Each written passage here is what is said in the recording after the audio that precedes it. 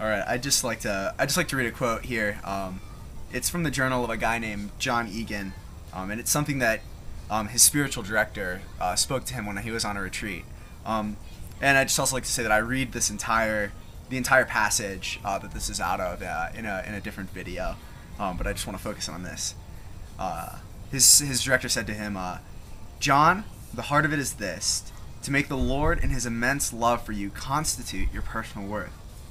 Define yourself radically as one beloved by God. God's love for you and His choice of you constitute your worth. Accept that, and let it become the most important thing in your life. Thanks, Alex.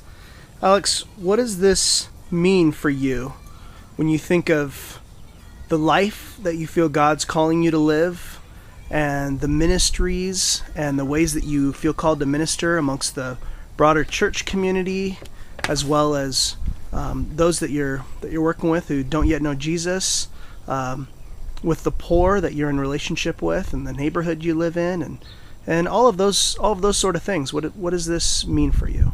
Yeah, I think the first thing that comes to mind is where it John says in First John that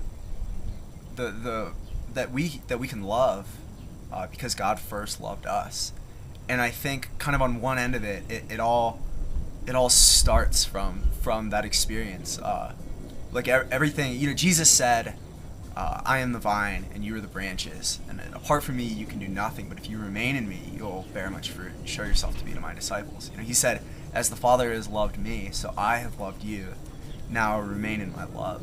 And I think that everything is just rooted in that beloved experience, is rooted in feeling that love from God, and feeling, you're a channel of God's light and God's love flowing out to others. And I believe that has to be more than just on a mission statement or just rhetoric or just things people say. I think that people need to really experience that, and I think that is kind of the spark and the starting point.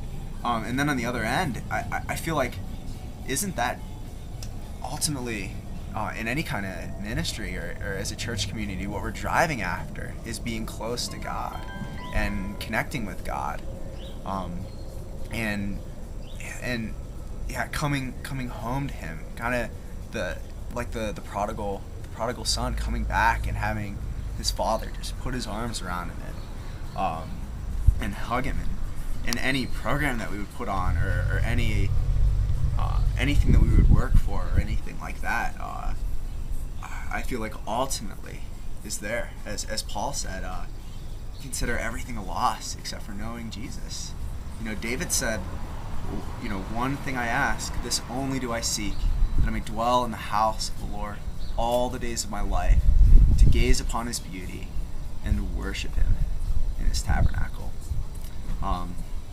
So I really pray that everybody could experience God that way.